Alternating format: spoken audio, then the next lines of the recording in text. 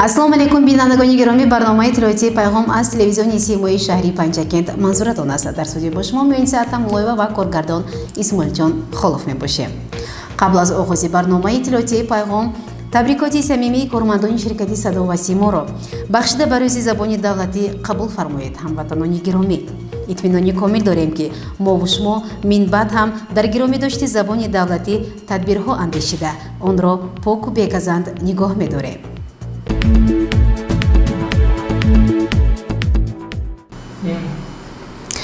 бо ташаббуси ҷамъияти саҳомии кушодаи асл роҳи мошингард дар маҳаллаи лаби чашма асфалтпӯш мегардад. тафсилоти бештар дар гузориши нахустини барномаи иттилоотии пайғом. ба пешвози 30-солагии истиқлолияти давлатии ҷумҳурии Тоҷикистон корҳои созандагӣ ва ободонӣ дар шаҳру деҳоти Панҷакент вусъат дорад. солиёни зиёдест ки роҳи мошингард аз назди муассисаи таҳсилоти миёнаи умумии рақами 29 то кӯпруки назди маркази ташхису табобатии шифо ба таъмир ниёз дошт. бо супориши раиси шаҳри Панҷакент Шафиён Ислом Зиёзода, роҳсозони ҷамъияти саҳомии кушоди асл айни замон ин роҳро асфалтпӯш карда истоданд. ман директори ҷамъияти саҳомии кушоди асл Ниётов Саадулло. Она имрӯз мо кори асфалтпӯшкунии роҳи аз мақтаби 29 то кабинети шир ба дарозаи 1100 метрро сар кардем. ният дорем рӯзои наздик 3-4 рӯз ба тамом кардан ба мо ин корро ба сифати хуб дар муддати кӯтоҳ ба этмом мерасонем. раиси шаҳри Панҷакент Шафиён Ислом Зиёзода аз рафти корҳои созандагӣ аз наздик ошно гардида ҷиҳати босифат анҷом додани ин тадбир ба роҳсозон супоришҳои мушаххас дод. тадбирҳои раиси шаҳри Панҷакент ҷиҳати созандагӣ ва ҳамвору зебо гардондани роҳҳои шаҳри Панҷакент боиси хушнудии мардум аст. сокинони маҳаллаи лаби чашма аз ҳиммату ғайрати ташаббускорон қаноатманданд. ман иstiqomatkунандаи лаби маҳаллаи лаби чашма Насриф Умрикул. من امروز اینجا گذاری ما با یک نویگری تشکیلی شده است. اینجا من گذاره آن آبادی مکان اینجا من اسفالت ریخته است. چندین سالها بوده من این راه ها همیشه آن چنگ و خاک بود. از نام محله لبی چشمه همین کارگرای همون تشکیل کننده این راه با تشکر بیان میکنیم. رحمتی کنم. боварӣ дорем ки корҳои ободкорӣ ба намои зебо гирифтани маҳаллаҳои шаҳр мусоидат мекунанду бори дигар аз фарҳанги баланди шаҳрнишинӣ доштани мардуми Панҷакенти бостонӣ дарак медиҳанд.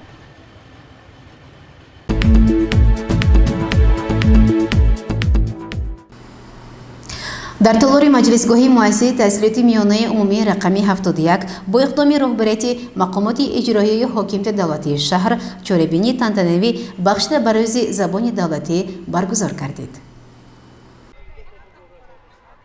чорабинии шаҳриро бахшида ба рӯзи забони давлатӣ дар муассисаи таҳсилоти миёнаи рақами 71 мудири шӯъбаи рушди иҷтимоӣ ва робита бо ҷомеаи дастгоҳи раисшаҳр шоҳида қиёмзода кушод. баъдан муовини якуми раисшаҳр Муҳаммад Содир Сафарзода ҳозиринро аз ном ва бо супориши роҳбарияти мақомоти иҷрои ҳокимияти давлати шаҳр бахшида ба рӯзи забони давлатӣ табрику таҳният гуфт. сухани табрикии раиси комиҷраи ҳизби халқи демократии Тоҷикистон дар шаҳри Панҷакент узи маҷлиси миллии маҷлиси олии ҷумҳурии Тоҷикистон Мурод Шукрзода, раиси бахши Панҷакентии иттифоқи нависандагон нависанда Давлатшоҳи Тоҳирӣ ва шерхонии чанд нафар толибилмон низ як нав эҳтиром буд ба забони давлатӣ. дар хотима ба гурӯҳи хонандагон аз тарафи роҳбарияти комиҷраи ҳизби халқи демократии Тоҷикистон дар шаҳри Панҷакент китобҳо алоқаманд ба сарзамини Бостон тақдим карда шуд. барномаи алоҳида аз ин чорабинӣ намоиш дода мешавад.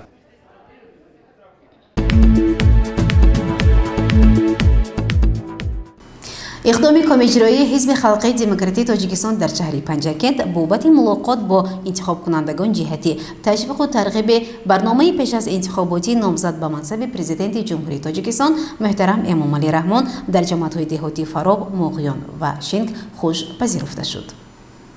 ملاقات نوبتی گروه ترغیباتی کمیجرایی حزب خلق دموکراسی تاجیکستان در شهر پنجگین جهت معرفی برنامه پیش از انتخابات نامزد به منصب پرزیدنت جمهوری تاجیکستان محترم امام الرحمن در ده فراب در بنای مؤسسه تحصیلات میون رقم 54 با سخن افتتاحی رئیس کمیجرایی حزب عضو مجلس ملی مجلس عالی جمهوری تاجیکستان مراد شکرزاده آغاز یافت.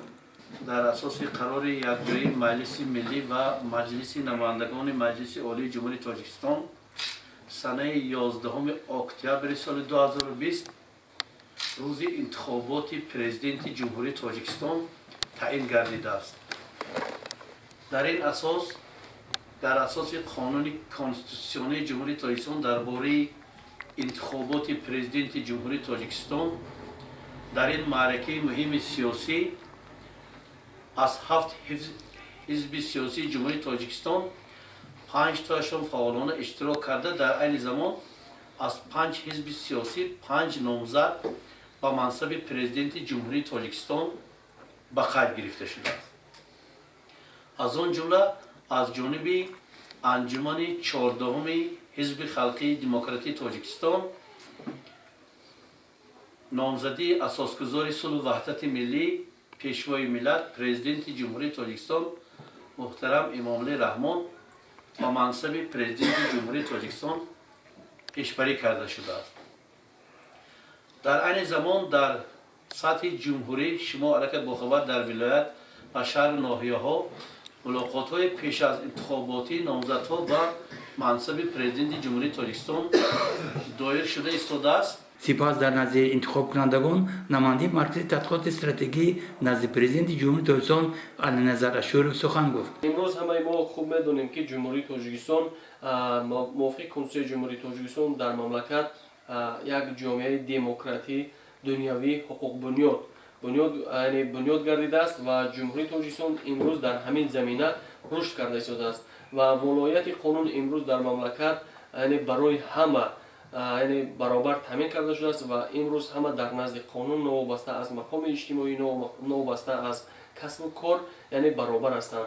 همین گونه در نظر است که در 7 سال آینده باز هم برای بهتر نمودن، باز هم برای بلند برداشتن ولایت قانون، حفظ ترتیبات و ثبات جامعه برنامه‌های مشخص، استراتژی‌های مشخص قبول گردند که آنها توانند امنیت و ثبات جامعه را حفظ نمایند و وحدت جامعه را تکمیل دهند.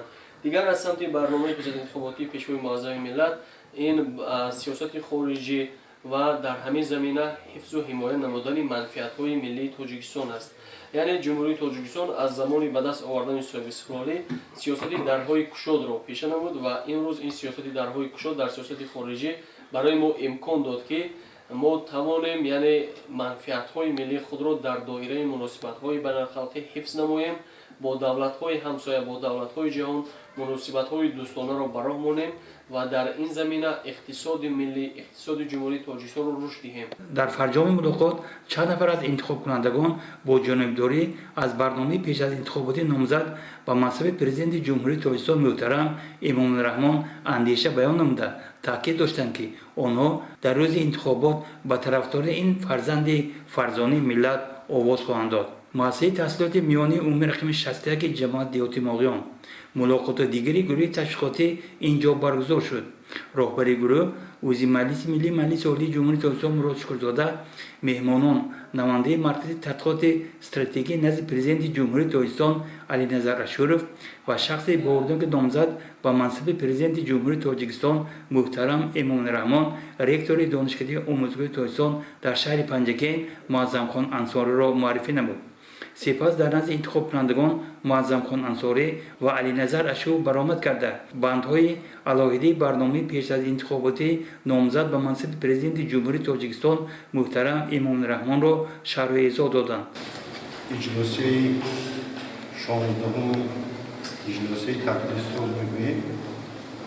وقتی که پیشوای ملت در این اجلاس برآمد کردن، قسم یاد کردن در جامعه ما، در دولت ما پراکندگی حتی به نیستی رفته رسیدن دولت ملت در نظر داشت. لیکن در همین اجلاسیه پیشوای ملت برآمد کرده قسم یاد کرده گفتم که سخن اساسی گفتم که من به شما صلح میآورم. ما همه وقت این چیز رو طریق رسانه ها میبینیم و در حقیقت نامزدی ارزنده حزب خلق دموکراتی، رهبر حزب خلق دموکراتی، اون سخنهایی که گفتن اونها رو در پیش چشم ما یعنی که عملی کردن. ما به تاریخ حیات و فعالیت پیشوای ملت اگر نظر افکنیم در این طول 29 سال 29 روز در کل است که شبانه روزی نقل کنیم و همین کارهای اجرا شده ما چکنیم بررسی کنیم. انتخابات پرزیدنت جمهوری تاجیکستان از هر یک شهروند تقاضا می‌نماید که فعالانه اشتراک نموده نامزدی ارزنده را انتخاب کنند و برای آینده خود و برای ثبات آینده کشور سهم مناسب خود را گذارند. روندهای جهانی، روندهای سیاسی منطقوی نشان می‌دهند که فعالنوکی شهروندان در انتخابات عاملی می‌گردد که صلح و ثبات، امنیت ملی و وحدت در جامعه پایدار باشد. روند مثلا در انتخابات ها اشتراک نمودن شهروندان به طور فعالانه از طرف دیگر برای خود شهروندان امکان فراهم می‌آورد که یک شخص ارزنده، یک رهبر ارزنده را انتخاب نمایند که کفیل زندگی شایسته، کفیل امنیت و ثبات هر یک ما باشد. در مسئله نامزد چون که همه ما می‌دانیم در انتخابات پیش‌روی 5 حزب سیاسی نامزدهای ارزنده خود را پیشبری کردند و پیشبری گردیدن نامزدی محترم امامعلی رحمان از 4 نامزد دیگر فرق دارد. اگر 4 نامزدی که از جانب حزبشون یعنی در انتخابات پیشبری گردیده باشند، اساسگذار صلح و وحدت ملی پیشوای ملت محترم امامعلی رحمان نه تنها از جانب حزب خلق دموکراتی تاجیکستان بلکه از جانب اتفاق‌های جوانان تاجیکستان، از جانب اتفاق‌های فدراسیای مستقل کسب‌های جمهوری تاجیکستان و همچنین از جانب حزب خلق دموکراتی تاجیکستان یعنی پیشبری گردیدن. پیشبری گردیدن محترم امامعلی رحمان از جانب 3 تشکیلات بزرگ این گواهی به طور طبیعی یعنی پیشوای ملت گردیدن محترم امامعلی رحمان است. یعنی 3 تشکیلات با نفوذی که در جمهوری تاجیکستان دایره وسیع شهروندان را فرا میگیرد محترم امامعلی رحمان را به یعنی منصب پرزیدنتی پیشنهاد کردند. سخنرانی انتخاب کنندگان جماعت دیوت ماگران بازگوی با اون فکر بود که مردم سیاسی راهبر معظم کشور محترم امامعلی رحمان را جانب دارند. تالار کلوب دیشین جای دیگری ملاقات گروه تشکیلاتی کام اجرایی حزب خلق دموکراتی تاجیکستان در شهر پنجکن با انتخاب کنندگان همینجا قرار داشت. اینجا هم ناطقان گروه تبلیغاتی بعد شرح اجرای برنامه پیش از انتخاباتی نامزد با منصب پرزیدنت جمهوری تاجیکستان محترم امامعلی رحمان از حاضرین دعوت به عمل آوردند که روز 11 اکتبر نامزد ارزنده حزب خلق دموکراتی تاجیکستان محترم امامعلی رحمان را دستگیری نمایند. ملاقات را رئیس کام اجرایی حزب خلق دموکراتی تاجیکستان در شهر پنجکن عضو مجلس ملی مجلس عالی جمهوری تاجیکستان مراد شکرزاده جنببست کرد. ما دستاوردهای 29 سال دوران استقلال رو برگشتیم در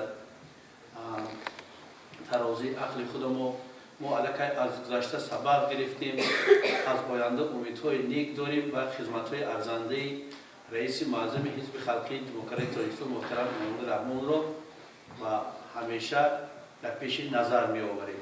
بنابر همین اینجا با یک خلاصه کرده گفتن ممکن است که محترم امامعلی رحمان پرزیدنت ما، انتخاب ما و افتخار ما. سلامت باشید.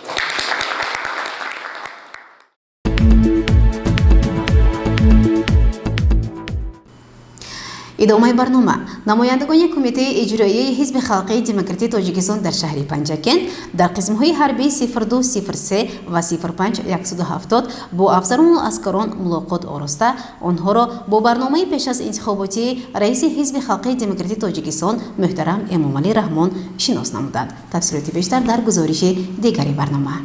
موافق نقشه چاره‌بینی‌های کمیته اجرایی حزب خلق دموکراتی تاجیکستان در شهر پنجکن نمایندگان این حزب به قسم سرحدبانی 0203 تشریف آورده با افسران و عسکران این قسم حربی برنامه پیش از انتخاباتی اساسگذار صلح و وحدت ملی پیشروی ملت رئیس حزب خلق دموکراتی تاجیکستان امامعلی رحمان را معرفی نمودند. муовини раиси кумитаи иҷроияи ҳизби халқии демократии тоҷикистон дар шаҳри панҷакент тошева парвина дар суханронияш сиёсати хиратмандонаву хизматҳои ҷонсупоронаи асосгузори сулҳу ваҳдат пешвои миллат раиси ҳизби халқии демократии тоҷикистон дастовардҳои 30 соли истиқлолиятро қайд намуд. санаи 11 октябри соли равон маъракаи муҳими сиёсии тақдирсоз интихоботи президенти ҷумҳурии тоҷикистон баргузор мегардад. дар ин интихобот 5 ҳизби сиёсӣ номзадои худашро пешниҳод намудааст ки аз ҳизби халқии демократии тоҷикистон асосгузори сулҳу ваҳдати миллӣ пешвои миллат муҳтарам эмомалӣ раҳмон пешниҳод шудаанд. дар 29 соли истиқлолият давлати мо чиқадар пешрафту чиқадар ободиҳо шуда истодааст ки ин ҳам ҳамаи кӯшу ғайрати асосгузори сулҳу ваҳдати миллӣ мебошад. сипас мудири шӯъбаи тарғиботу иттилоотӣ кумитаи иҷроии ҳизби халқии демократии тоҷикистон дар шаҳри панҷакент лутфуллоев мақсади гузарондани маъракаи муҳими сиёсӣ интихоботи президенти ҷумҳурии тоҷикистонро яке аз амалӣ ҳуқуқҳои сиёсӣ дар ҷомеаи шаҳрвандӣ номид. интихобот бояд шаффоф демократӣ гузарад ва ҳамаи намо дар бюллетени овоздеҳи номзадӣ 5 нафар номзад карда мешавад ва ҳар як номзадӣ ки ба президентӣ пешниҳод карда шуд вай барномаи пеш аз интихоботӣ дорад. дар барномаи пеш аз интихоботӣ президенти ҷумҳурии тоҷикистон номзад ба президенти ҷумҳурии муҳтарам эмомалӣ раҳмон таваҷҷӯҳи асосӣ ба ҷавонон дода шудааст. дар ҳар баромади худ пешвоӣ мекунанд ки ояндаи тоҷикистон дар дасти ҷавонон. имрӯз мана ҷавонони далери шуҷоъ шумо ки имрӯз хизмати модар ватан иҷро кардаатон мана фармони ҷаноби олӣ баром дар бораи аз муҳлати хидмати ҳамкардӣ ҷавоб шуданд ва даъвати ҷавонон ба даъвати тирамоҳӣ алкай фармон баромад. мана насиб шумо касое ки муҳлати хидмат адо карданд ба хона бармегарданд, шахсое ки боз хизмат карданд ба сафи қувваи мусаллаҳ даъват карда мешаванд. аскарони қисми сарҳадбонии 0203 ба халқу ватан содиқона хизмат менамоянду нисбати баргузории ин маъракаи сиёсӣ бетараф нестанд. ман сарбози қатори алиев нудишоҳ миннатдории худро ба сарфармондаи қувваи мусаллаҳи ҷумҳурии тоҷикистон муҳтарам эмомалӣ раҳмон медиҳам ки мо фарзандони далери шуҷои ватан барои ободкорӣ ва пешрафти ватани худ хизмат менамоем ва ҳазоруму шукрона аз он мекунем ки дар давлати тинҷу ороми сулҳу ваҳдат зиндагонӣ мекунем ва шукрона аз он мекунем ки дар қушунои сарҳадӣ хизмат мекунем ва хизмати модар ватанро иҷро мекунем ва ташаккури худро ба сарфармондаи қувваи мусаллаҳи ҷумҳурии тоҷикистон медиҳам ки мо фарзандони далери шуҷои ватанро ҳамеша дастгирӣ мекунам. пас аз мулоқот дар қисми сарҳадбонии 0203 намояндагони кумитаи иҷроии ҳизби халқии демократии тоҷикистон дар шаҳри панҷакент ба қисми ҳарбии 05-170 низ ташриф оварда инҷо ҳам бо барномаи пеш аз интихоботии раиси ҳизби халқии демократии тоҷикистон эмомалӣ раҳмон афсарону аскаронро шинос намуданд. ҳамзамон аскарону афсарони қисми низомии 05-170 бо фаъолияти меҳнатӣ саю талошҳои асосгузори сулҳу ваҳдати миллӣ пешвои миллат дар самти рушди иқтисодиву иҷтимоӣ ва фарҳангии тоҷикистони азиз огоҳ гардонида шуданд. афсарону аскарони қисми ҳарбии 05-170 дар маъракаи муҳими сиёсии интихоботи президенти ҷумҳурии тоҷикистон фаъолона иштирок карда ба номзади арзанда овоз хоҳанд дод. пешвои асри 21 абармарди замон дар сиёсат сулҳу ваҳдат шӯҳрат гашта дар ҷаҳон. кори ту пайкори ту э қаҳрамони тоҷикон дар китоби миллати мо сабт гашта ҷовидон. тамоми сокинони кишвари ободу озоди мо имрӯз ифтихор аз он доранд ки 29 сол қабл аз ин нахустин пояхишти пойдевори истиқлолияти миллии худро ниҳоданд. бо ташаббуси асосгузори сулҳу ваҳдати миллӣ 27 июли соли 1997 созишномаи истиқлоли сулҳ ва ризоияти миллӣ байни ҳукумати тоҷикистон ва мухолифин ба имзо расид ва ин рӯз ҳамчун рӯзи ваҳдати миллӣ эълон гардид. аз ин рӯ мо сокинони кишвар ифтихор аз он дорем ки чунин пешво дорем. мо сарбозони шуҷоъу далери ин ватан ваъда медиҳем ки то нафаси охирин ба халқи худ ба савганди худ ба президенти худ содиқ ҳастем ва ҳамеша содиқ мемонем. ба ҳамагон маълум аст ки санаи 11 октябри соли 2020 интихоботи президенти ҷумҳурии тоҷикистон дар сартосари ҷумҳурӣ гузаронида мешавад. мо ба тарафдории пешвои миллат овози худро медиҳем.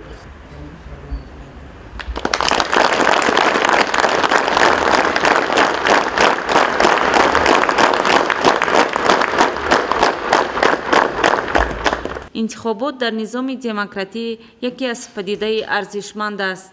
бо иштироки фаъоли шаҳрвандон боварӣ дорем ки он дар тоҷикистон озоду шаффоф мегузарад. гузориши фирӯза одилзода, исмоилҷон холов.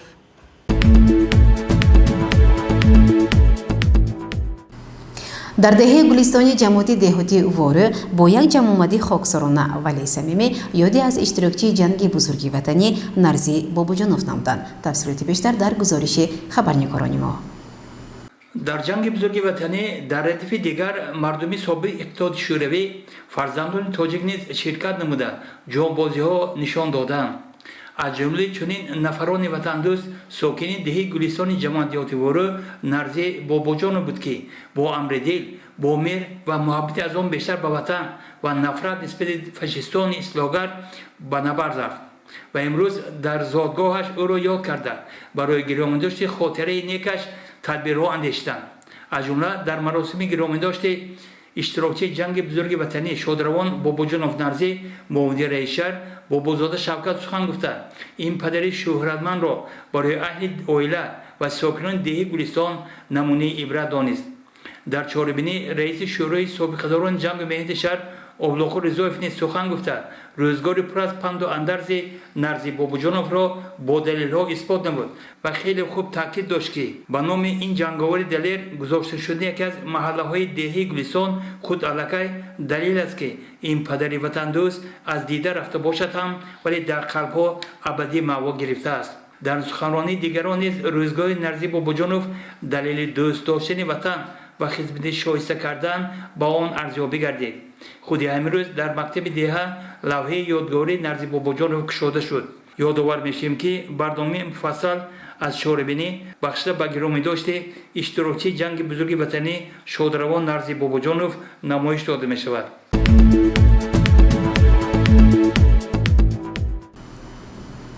озорхонаи Ленину Салим ки онро собиқадори ҳизби коммунист Боймурод Шоев дар манзилаш ташкил карда буд ба бинои ташкилоти шаҳри панҷакентии ҳизби коммунист кӯчонида шуд. ба идомаи мавзӯъ таваҷҷӯҳ намоед. ташкилоти шаҳри Панҷакент ҳизби коммунист бо роҳбарии Савринсо Қурбонова чанд сол пеш иқдоми собиқадори ҳизб Боймурод Шоевро ҷиҳати ташкили озорхонаи Ленину Салим дар манзилаш ҷонибдорӣ намуд ва имрӯз биновар пайдо шудани имконият онро ба бинои ҳизби коммунист кӯчонид. این آثارخانه را من در خانه شخصی خودم در جشن 100 سالگی غلبه انقلاب کبیر سوسیالیستی اکتبر گشودم. آثارخانه به طور تنتنه‌ای گشوده شد. از تمام تشکیلات‌های جمعیتی نمایندگان اشتراک کردند، فکر و ملاحظه‌های خود را گفتند و آثارخانه 3 سال باز در خانه شخصی من بود.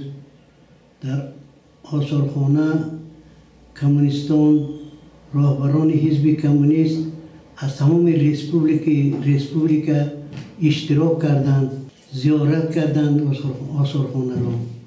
آثارخانه را ما با نام آینه تاریخ گذاشتیم.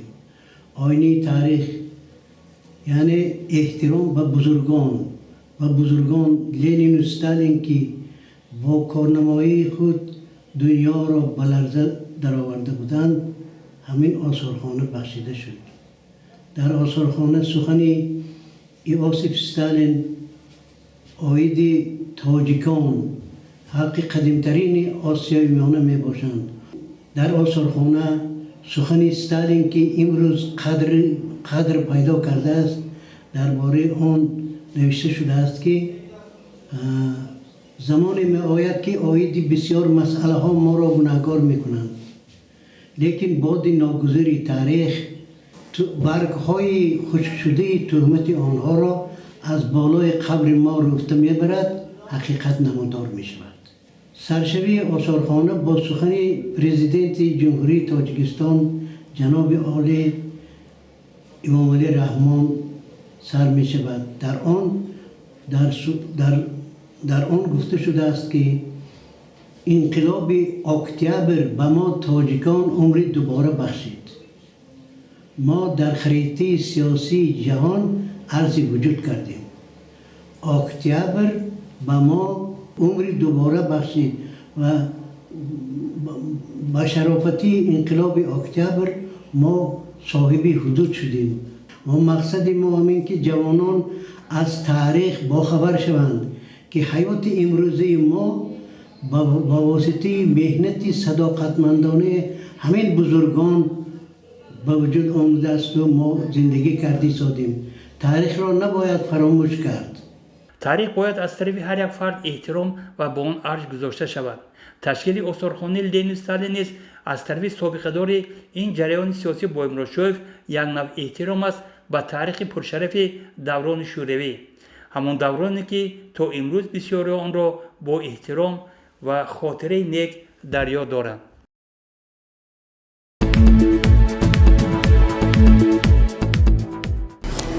тамошобинони гиромӣ дар ҳамҷа барномаи тиловатии пайғом ба поён мерасад. барои ҳар яки шумо таъсиятиву хонободиро хоҳонем. то барномаи дигар шодӣ пирӯз бошед. хайр.